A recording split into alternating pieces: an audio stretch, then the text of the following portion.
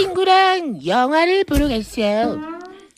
영화를 보면서 주변 무리로 오징어를 먹기 시작했는데 이 사이에 오징어가 낀 거예요. 이거 좋지. 불어. 영화는 눈에 들어오지도 않고 계속 혀로 오징어를 빼려고 이렇게 된다니까. 이렇게 돼. 온 신경을 집중하고 있었어요. 영화가 눈에 들어오겠냐고요. 왼쪽 어금니에 꽉 끼어버린 오징어는 꼼짝도 하지 않았고 그럼 더 불어 이렇게 한번. 이거 혀에 쥐가 날지. 전 안간힘을 쓰다가 친구에게 말했어요. 야, 오징어가 귀에 끼가 영화에 집중이 안 된다. 이 친구가 한마디 했습니다. 야, 내는 혀에 왕자가 생기겠다 지금.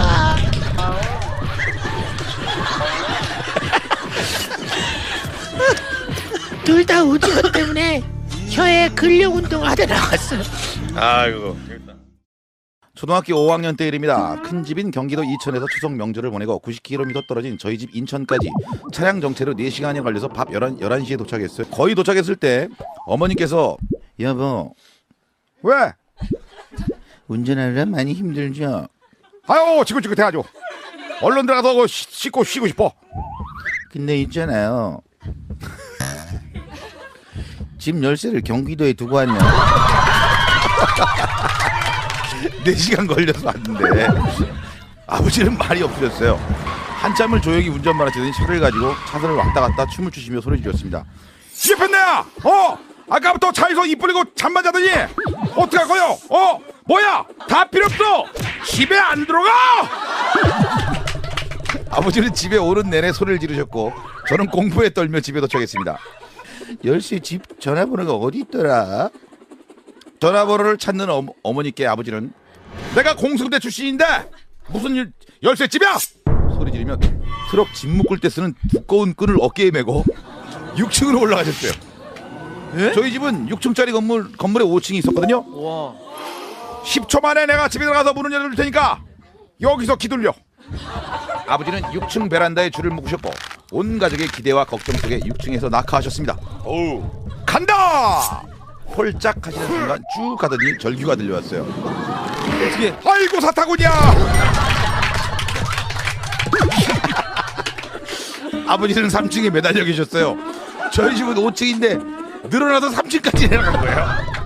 아버지 괜찮아요? 아이고 나 죽네! 야! 3층 가서 문을 두들겨! 문을 열어달라고요! 아이고 사타구냐! 아이고 사타구냐! 밤 11시에 아버지는 아파트 벽에 매달려 사타구니를 외치며 계셨고 저는 3층으로 뛰어가 문을 두들겼지만 추석 연휴로 아무도 없었어요. 여보 위로 당길게 좀만 참아요.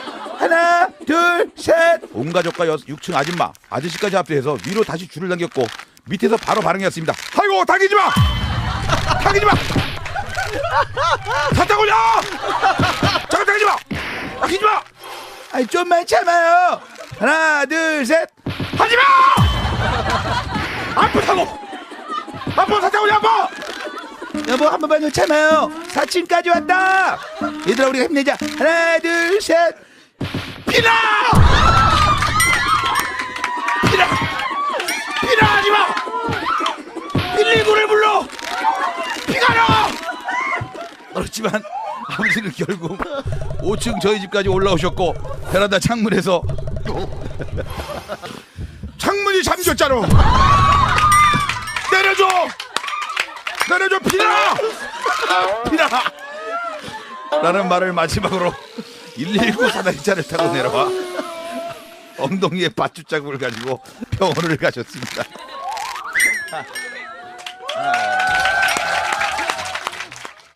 저 고등학생 때였어요. 유난히 우리 반에서 성격이 밝은 친구가 있었어요. 근데 지나치게 밝아서 애들이 오히려 불편해했었어요. 오버한다느니 그런 분들이 설친다느니 있습니다. 저 아이는 분명히 가정교육을 못 받았다느니 이런 식으로요. 그러던 어느 날 담임 선생님께서 가정환경 조사를 끝낸 종이를 앞사람부터 돌리면서 확인하라는 거예요. 틀린 거 있으면 고쳐야 한다고요. 거기엔 부모님 성함, 전화번호, 주소 정도가 적혀 있었어요. 제 건 이상이 없었어요. 그러다 유난히 밝은 친구의 부모님 란을 보게 됐는데요. 어머니가 안 계심이라고 적혀 있는 거예요. 아, 어머니가 안 계셨구나. 측은한 마음이 들어서 그날부터 소리 없는 배려를 해주기 시작했어요. 그렇게 1년이 흐르고 졸업식 날이 되었습니다. 근데 그 녀석이 웬 50대 여성분과 다정하게 사진을 찍고 있는 게 아니겠어요? 저는 유난히 밝던 친구에게 다가가서 귓속말로 물어봤어요. 야, 니네 어머니 성함이 혹시 어떻게 되셔? 안계심 씨. 어머니 성함이 안자 개자 심자였습니다. 와, 이건 놀라운 이야기네. 정말 이건 재밌어야 할 얘기가 아니고 뭐 진실 혹은 거짓에 나와야 될 것 같은 그런 얘기예요. 서프라이즈나 이런데. 저희 동네 중국집 띵호와 반점에서 가끔가다 있어 이 이름. 띵호와 반점. 띵호와 반점에서 배달 아르바이트를 했던 친구 얘기입니다. 그래도 주문량이 많아 바쁜 하루였대요. 친구는 사장님의 급한 주문을 받고 오토바이에 철가방을 싣고 급히 나섰어요. 그런데 마음이 너무 급했을까요? 도로를 달리는데 뒤에서 경찰 오토바이 한 대가 따라붙었어요. 거기 철가방 내리세요. 내리세요. 자, 친구는 깜빡하고 헬멧을 착용하지 않은 상태였던 거예요. 친구는 갓길에 오토바이를 세우고 순순히 내렸고 경찰도 친구 옆에 오토바이를 세우고 저 헬멧을 착용하셨어야죠. 범칙금 2만 원입니다. 신분증 제시해 주세요. 죄송합니다. 정말 죄송합니다. 이거 다음부터는 꼭 헬멧을 착용하십시오. 예? 배달이 급하니 경찰은 친구에게 딱지를 부과하고 그만 가보라고 했고 친구는 경찰분께 거듭 사과를 했어요. 죄송합니다. 그렇게 훈훈하게 마무리돼가는가 싶었어요. 경찰분이 오토바이를 타고 부앙 떠났고 다시 배달을 가려던 친구는 깜짝 놀랐습니다. 경찰분이 친구의 오토바이를 타고 가버린 거예요. 네? 도로 갓길에는 시동이 켜진 경찰 오토바이 한 대가 경광등을 번쩍이며 세워져 있었어요. 경찰분 역시 단속 때문에 마음이 급했는지 오토바이가 헷갈린 모양이었어요. 그렇게 짜장면과 탕수육을 실은 배달 오토바이를 타고 이미 저만치 떠나버렸어요. 경찰이요. 당황해서 어쩔 줄 몰라 하던 친구는 할 수 없이 경찰 오토바이를 타고 경찰분을 추격하기 시작했어요. 어쩌지 달려서 뒤를 따라잡았고 나란히 신호등에 대기했었는데요. 그때까지 경찰분은 상황 파악을 하지 못하고 배달 오토바이에 앉아서 선글라스를 끼고 그름한 얼굴로 카리스마 있게 앞만 주시하고 있었어요. 신호등을 건너는 사람들의 황당한 시선이 느껴졌어요. 경찰은 배달 오토바이를 타고 친구는 까만 팽이에 까만 비닐을 쓴 범죄자 복장으로 경찰 오토바이를 타고 경광봉을 들고 나란히 서 있었으니까요. 친구는 경찰분에게 아까 그 경찰분이 하던 대로 스피커에 대고 경찰 선생님, 경찰분 내리세요. 경찰분은 멋지게 획 뒤를 돌아봤고 경찰 오토바이를 탄 친구분을 보곤 깜짝 놀랐어요. 뭐야, 누구세요? 경찰분은 첫 도로 단속이라 너무 긴장해서 그랬다고 친구에게 사과를 했어요. 어쩐지 그 등 뒤에서 계속 맛있는 냄새가 난다 싶었어요. 나 경찰인데. 그렇게 훈훈하게 사건이 마무리됐지만 친구는 배달을 늦고 짜장면이 불어 터지고 손님한테 욕먹고 사장님한테 욕먹고 범칙금 납부하고 짜증이 만땅이었다고 합니다. 요즘 한창 취업 중인 4학년 학생입니다. 여기저기 면접 보러 다니느라 정신이 없는데 정장이 한 벌밖에 없어서 직장 다니는 선배한테 빌리기로 했어요. 문자를 보냈죠. 형, 정장 많죠? 그런데 빨리 쓰느라 정장에 장앱 이응 받침을 빼먹은 겁니다. 잘못 보낸 줄도 몰랐던 저와 황당한 문자를 받아든 선배의 엇나간 대화. 완전 많지. 나 좀 빌려줘요. 급하게 쓸 때가 있어서요. 선배는 그걸 어떻게 빌려주냐? 아무것도 모르는 저는 애교 섞인 톤으로 다시 문자를 보냈어요. 안 쓰던 하트까지 붙여가며 에이, 깨끗하게 쓰고 들려드릴게요.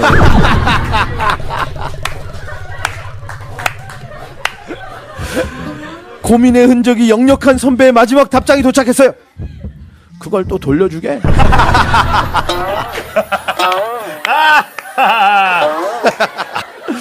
나중에 오해를 푼 선배는 제가 정자은행에 취직한 줄 알았대요. 재밌다. 공부도 별로 못했던 친구가 학교에서 특별상을 받는 충격적인 일이 벌어졌어요. 친구 할아버지께서 독립운동을 하셨는데 그 자손에게 줄 상이라고 하더군요. 너무 부러웠던 저는 집에 오자마자 아빠한테 물었어요. 아빠, 우리 할아버지는 뭐 하신 거 없어? 뭐를 해? 우리 할아버지는 역사적으로 뭐 중요한 일을 하신 거 없냐고. 그때 옆에 있던 엄마가 말씀하셨어요. 너희 할아버지 역사적인 일 많이 하셨지.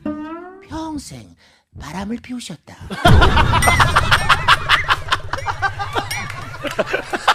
웃긴만 스쳐도 작업을 하셨어요. 아이 바람은 무슨 바람이야? 왜 앞에서 지금 사람 차례 앞에서 못하는 소리가 없어요? 딸아, 할아버지는 바람을 피우셨다기보다는 사랑꾼이셨어요. 평소 사랑에 넘치는 아주 아름다운 마음이 따뜻한 분이셨지. 뭐야? 그럼 외할아버지는 뭐 하신 거 없어? 외할아버지. 좀 전에 친할아버지 얘기하신 거잖아요, 그죠? 기회다 싶었는지 아버지가 당당하게 말씀하셨어요. 너희 외할아버지 역사적인 일을 아주 많이 하셨지. 뭐 하셨는데요? 평생 노름을 하셨단다. 아주 역사적으로 노름을 하셨어요. 논밭을 모두 팔아잡수셨지. 아이 뭐야? 무슨 노름을 했다 그래? 친구들이랑 놀이 삼아 그냥 조금 노신 거 가지고. 요즘 세상에 우리 아버지가 살아계셨으면 프로게이머야. 프로게이머.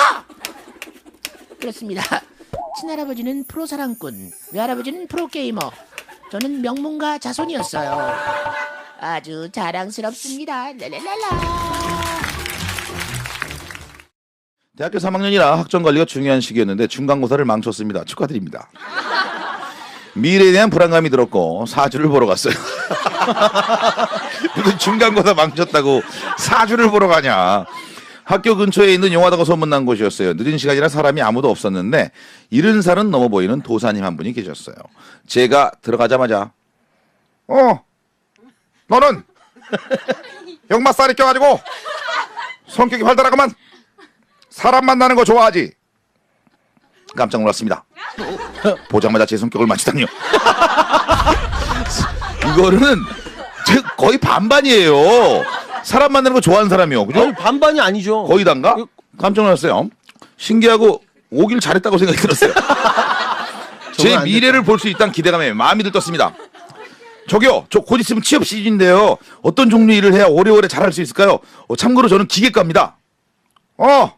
너는 내가 말했다시피 성격이 활달하고 사람을 좋아하니까 공무원에 공무원. 좀 당황했습니다. 공무원은 상대적으로 정적인 직업이잖아요. 저기 도사님, 저 앞뒤가 좀 안 맞는 것 같지 않나요? 사주가 다 필요 없어. 직업은 공무원이 최고야. 안정적이잖아. 나도 그때 시험 볼 걸. 처음 보는 양반이. 저는 딱히 반박할 말을 찾지 못했습니다. 네, 도사님 말씀이 맞는 것 같네요. 약간 이상했지만 비싼 돈 주고 온 만큼 다른 질문을 해야 했어요. 도사님, 저는 어떤 스타일의 여자를 만나야 오래오래 이쁜 사랑을 할 수 있을까요? 너는 여자가 기가 세야 돼. 한마디로 여자가 강해서 너를 확 휘어잡고 너를 이끌어야 돼. 깜짝 놀랐어요. 제가 강한 여자한테 끌리거든요. 그러면 저는 연상이나 약간 성격이 있는 동갑내기를 만나면 좋겠네요. 그럼 좋지. 너는 21살 여자를 만나야 돼. 네? 좀 전에 저를 확 휘어잡을 수 있는 여자를 만나라면서요. 그게 그렇게 어린 여자를 제가 어떻게 사주는 다 필요 없어. 남녀관계는 4살 차이가 최고야.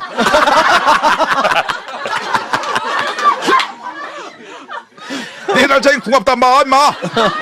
공무원 시험 봐, 임마. 또 맞는 말을 하니 반박도 못하고 조용히 집으로 돌아왔습니다. 돌아가신 저희 할아버지는 평소 술을 많이 좋아하셨고 입맛이 까다로우시며 닭 한 마리를 드시면 다리뼈 2개만 남기시고 모두 드시는, 뼈까지. 가끔 대게 껍질까지 드시는 정말 대단한 분이셨습니다. 돌아가시기 전에 유언을 남기셨는데, 내 제사 날에는 다 필요 없고 무조건 내가 좋아하는 음식만 올려라. 꼭 내가 좋아하는 음식만 올려. 그리고 제삿날 저희 집안은 음식 준비는 하지 않고 전화통만 붙들고 있었습니다. 띵동, 피자 왔어요. 띵동, 햄버거 왔습니다. 띵동, 족발 왔는데요. 띵동, 짜장 왔어요. 탕수육 왔어요. 그날 제사상에는 1년치 시켜 먹을 만한 야식과 간식류로 가득 찼고 밥을 올리는 곳에는 햄버거가, 고기류에는 족발이, 국자리에는 짜장면, 각종 전 대신에 정말. 피자가 조심스럽게 놓여 있었습니다. 유언대로 하셨군요. 술은 법주 대신에 양주를 언더락으로 얼음 2-3개 올려서 언더락으로 이렇게 올려가지고 넣고. 잔을 돌리며 그렇게 제사를 지냈습니다. 제사가 끝나고 제일 좋아했던 건 어린 조카들이었고요. 저희 할아버지가 제사를 잘 지내주어 고마우셨는지 이번에 저는 공무원 시험에 합격을 했고 오. 고모는 예전에 사뒀던 주식이 2배 이상 오르셨고 와. 제 동생 역시 좋은 대학에 합격하는 쾌거를 이루었습니다. 계속 시켜야 되겠는데요. 해서는 안 될 것 같은데요. 할아버지 감사합니다라는 저런 사연을 보내주셨군요. 네. 제가 아는 언니의 딸 얘기예요. 평소에도 약간의 엽기적인 행동과 말들로 언니와 주변 사람들을 종종 당혹스럽게 하는 9살 난 조카는 어느 날 형부와 놀러 가는 길 차 안에서 또 약간은 대답하기 곤란한 질문을 하더랍니다. 엄마, 아기는 어떻게 낳는 거야?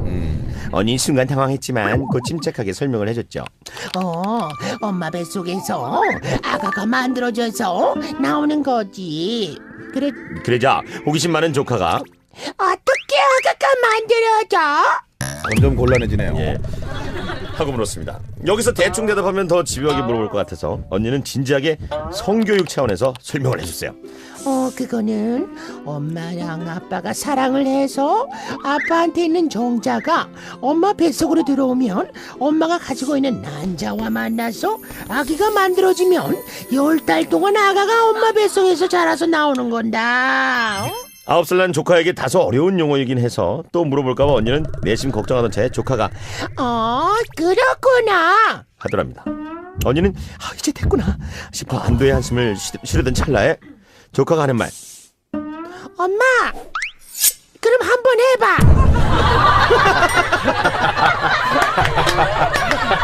이런 의미는 내 앞에서 한번 만들어봐. 그런 얘기죠. 언니는 물론이고 운전하고 있던 형부는 아무런 말도 못하고 얼굴만 계속 빨개진 채 조용한 침묵이 흐르는 가운데 운전을 하면서 갔습니다. 하지만 옆에서 조카는 계속해서 해봐, 해봐. 도착할 때까지 정말 미치는 줄 알았답니다. 그건 얘기를 해줬어야죠. 여기서 할 수 있는 일이 아니라고. 여기서 할 수 있는 게 아니고 네가 잘야만 할 수 있단다. 아니 이거는요 정말로 얘기 제대로 해줘야 되는 거예요. 아이한테는. 그렇지. 이거는 그런 사랑의 행위는 아무 데서나 할 수 있는 것이 아니라는 걸 정확히 알려줬어야 돼요. 그렇죠. 아 그럼요. 그렇죠. 그게 진정한 맞습니다. 성격이거든요. 네. 이거는 이제 이렇게 서로 무드가 잡히고 침대에서만 할 수 있는 거란다 이런 걸 얘기를 해줬어야지. 침대에 국한되는. 아 물론 그건 아니지만요. 그건 아니지만. 알겠습니다. 예. 얼마 전에 아버지랑 친척형 저까지 셋이 앉아 맥주를 한잔 했어요. TV를 시청하면서 간간히 대화를 하던 중 아버지께서 TV에 나온 아이돌 가수들을 보며 말씀하셨습니다. 요즘 청년 취업이 어렵고 공부하기 쉽지 않은 터라 용기를 주고 싶으셨던 것 같아요. 요새 남자애들이 이쁘게 생겼어도 남자는 생긴 거 많이 필요 없어요. 남자는 자고로 남자답게 키가 크고 체격이. 아버지께서는 말을 더 잊지 못하셨어요. 저와 친척형은 작고 왜소했거든요. 아버지께서는 말을 돌렸습니다. 체격이. 남자 말이냐? 생긴 건 크게 상관이 없어. 능력이.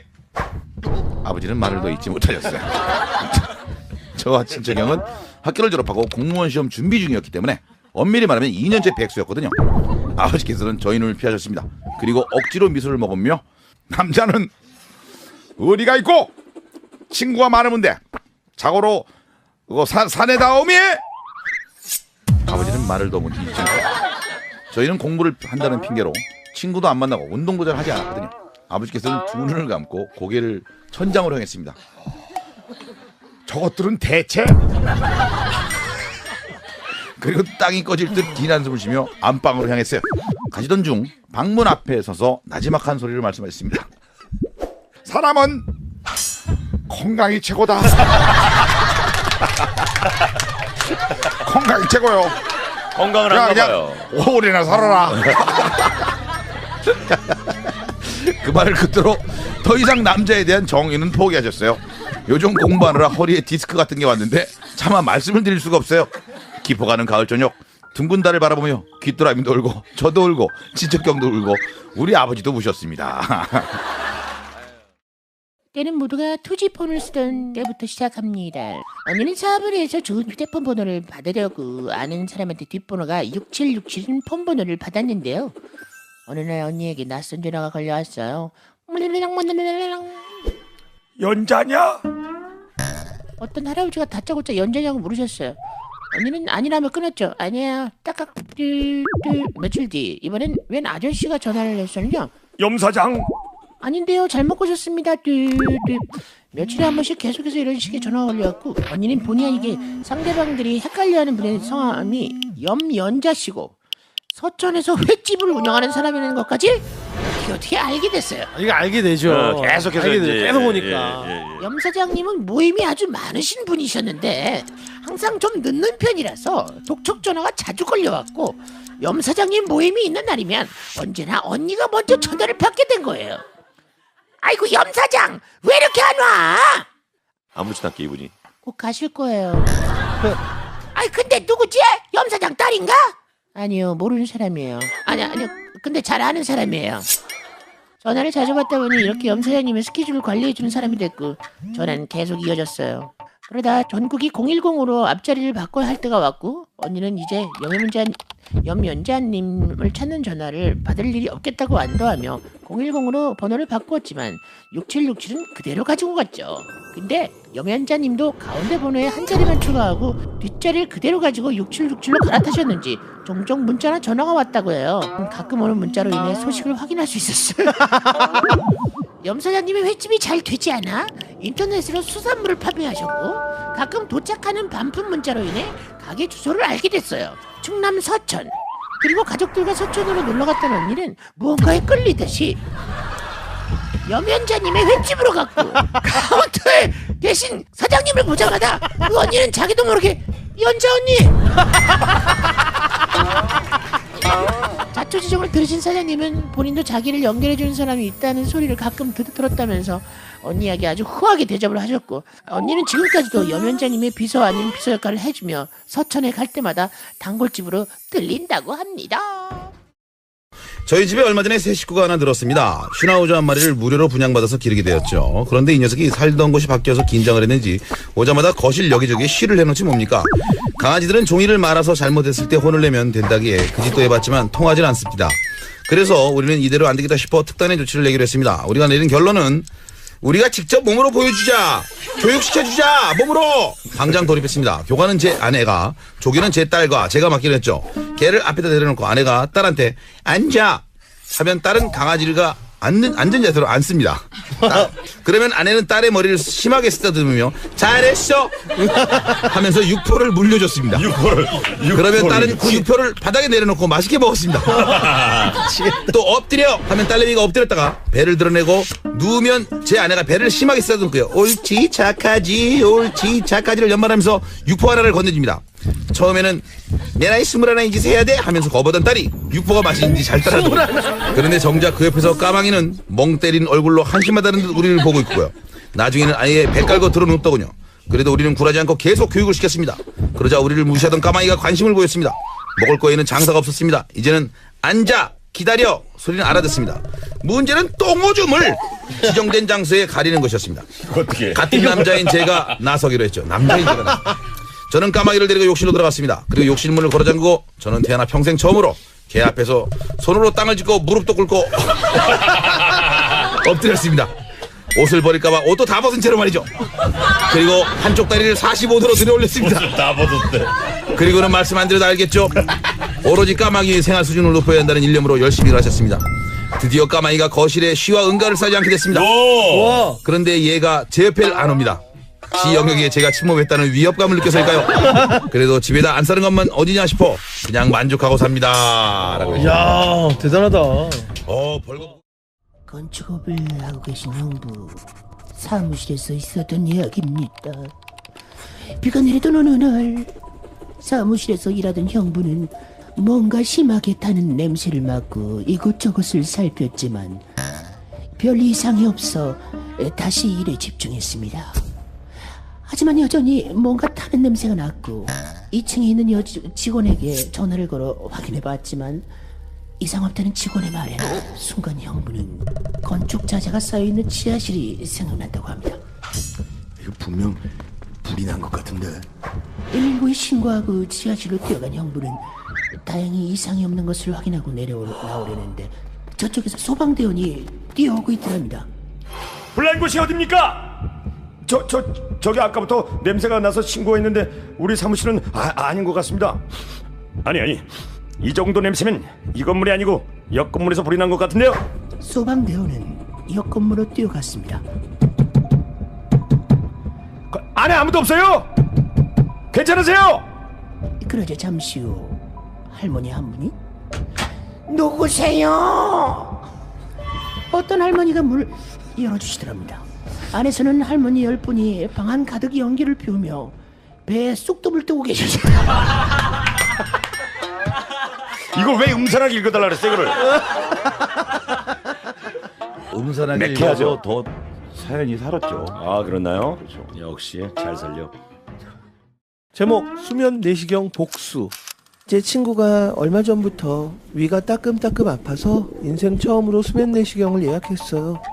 의사에게 이런저런 주의사항을 듣는데 걱정되는 마음에 인터넷에서 봤는데 이런 증상은 위암일 경우도 있다던데 걱정되지. 맞나요? 인터넷으로 진찰하고 진단하실 거면 의사 하시지 병원에 왜 오셨어요? 그러네요. 그 말에 바로 죄송하다고는 했는데 대기실에서 기다리는 동안 슬슬 열이 받더래요. 그렇게까지 못되게 말할 필요는 없잖아요. 그래서 왜 수면 맞추면 무의식 중에 본심이 나온다잖아. 그래서 복수를 하는구나. 그래서 복수야? 그걸 이용해서 복수하기로 마음먹었죠.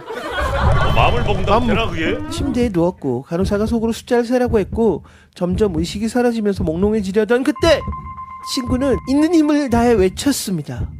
의사 재수 없어. 몽롱해질라 그럴 때? 이건 의지야. 하나 둘 셋 하면 가는데 둘에서 한 거죠. 네. 재수 없어. 그때 의사가 말했습니다. 아직 마취약 안 들어갔습니다. 하나 둘 셋 하면 쏘세요 이거였는데 딱 걸린 거죠. 마취에 의해 무의식으로 나온 말이 아니라는 걸 작정하고 한 말이라는 걸. 친구의 몸뚱이는 이 의사의 손에 달렸는데 큰일 났다 싶어서 선생님한테 한 얘기가 아니라고 해명하려고 저 이거 선생님한테 한 소리. 친구는 정신을 잃었어요. 변명하려다가 의사한테 이거 니한테 한 소리 맞다고 확인까지 시켜줬고 친구는 다시는 그 병원을 못 가고 있어요. 아, 너무 웃긴다. 저희 할아버지는 평소에 저급한 미생물들이나 주먹으로 싸우는 거요. 사람이라면 적어도 이 입으로 이 말로서 말이요 상대방을 제압하는 거요 하시며 자신은 태어나서 단 한 번의 싸움도 져본 적이 없다고 강조하셨어요. 그러던 어느 날 할아버지께 보약을 갖다 드리려고 경로당에 가고 있는데 입구에서 할아버지의 고함 소리가 들려왔습니다. 수많은 할머니들에게 둘러싸인 할아버지와 평소 다른 할아버지들 사이에서 자신의 유식함을 자랑하시던 김 할아버지가 서로 대치한 채 신경전을 벌이고 있었어요. 싸움의 원인은 할아버지께서 평소 자전거를 주차해 놓으시는 자리에 김 할아버지께서 먼저 주차한 거였습니다. 야! 이 원숭이 엉덩이가 포리지도록 맞을 놈아! 여기는 내 전용 자전거 주차 자리요! 시방 뭐하는 거야 인마! 네가 나한테만 도전하는 거요! 이 친구 아주 우이독경이네. 내가 가만히 있었는데 아주 못쓰겠구만. 다른 곳에 주차 자리가 많은데 왜 이렇게 정중지화야? 순간 할아버지가 갑작스런 사자성어에 등장해 당황하시며 뭔 개소리야. 가유패소 향지청금 별 쓸데없는 거에다 힘 빼지 말고 행동이나 잘하라고. 곤수유투처럼 나대지 말고 뭐? 순간 굳어버린 할아버지는 어떻게든 꼬투리를 잡으려고 했지만 김 할아버지의 유식한 사자성어 공격에 아무 말도 하지 못했고 싸움은 김 할아버지의 승리로 돌아갔습니다. 구경하던 할머니들은 김영감이 멋지구먼. 한영감이 김영감한테는 상대가 안 돼 하셨습니다. 그 자리에서 생애 첫 패배를 당하신 할아버지께서는 복수심에 한동안 집 밖으로 나오지 않으셨어요. 끼니도 걸으시고 엄청 두꺼운 책들을 쌓아놓고 조그만 수첩에 뭔가 열심히 적고 계셨어요. 대충 보니 서양 철학, 서양 사상가들 등등의 책들이 쌓여 있었습니다. 그리고 뭔가 결심한 듯 자리에 일어나셔서 경로당으로 향하셨어요. 역시 예전 할아버지 자전거 주차 자리에는 떡하니 김 할아버지의 자전거가 주차되어 있었습니다. 할아버지는 잠시 자전거를 바라보시더니 굳게 마음을 먹고 경로당 안으로 들어갔습니다. 김영감 나와! 구석에서 화투를 치던 김 할아버지는 여유롭게 일을 하며 권토 중내 하고 싶어서 이렇게 도전하나 본데 조용히 집구석이나 들어있지 뭐하러 나왔어? 과연 사자성어로 도발하셨습니다. 그런데 할아버지도 더 이상 참지 않으셨습니다. 이런 르네상스 같은 소리 하고 있네. 내 말에 보편적 진리가 있으니까 조용히 따라 나와. 순간 그 말에 표정이 굳으신 김영감님. 5023이라고 이렇게 막무가내를 나온다고 해결될 것 같은가? 내가 소크라테스요. 스스로 무지를 지각하고 진리를 추구했다. 이 영감아, 개성을 꽃 피우기 전에 관에 들어가고 싶냐? 자전거 안 추워? 얘부터 공자가 말하길 하는데 말 자르고 슈바우처가 개고기 먹는 소리 하고 있네. 김영감, 내가 인간의 존엄성을 존중하길 바라는 건가? 그런 건가? 충실한 삶 속에서 인간의 궁극적인 가치를 찾아줘. 할아버지는 주머니에서 송곳을 꺼내 김할아버지의 자전거 뒷바퀴를 여러 번 찌그러내더니 이 자리는 나에 의한, 나를 위한 자리야. 할아버지는 마무리로 링컨의 명대사를 푸시며 김할아버지를 몰아붙이셨고 결국 김할아버지는 바람 빠진 자전거를 끌며 집으로 굴욕적인 뒷모습을 보이셨습니다. 할아버지는 그런 김할아버지의 뒷모습에 손가락질을 하며 마치 해리포터가 볼트모트에게 마법을 주문하듯이 외쳤습니다. 소크라테스, 플라톤, 데카르트, 쇼펜하우어. 그 모습에 할머니들은 과연 한 영감이 멋지구만. 할아버지는 그런 할머니를 대동한 채 왕자의 걸음으로 경로당에 다시 입성하셨습니다. 신청곡은 2PM의 I Will Be Back.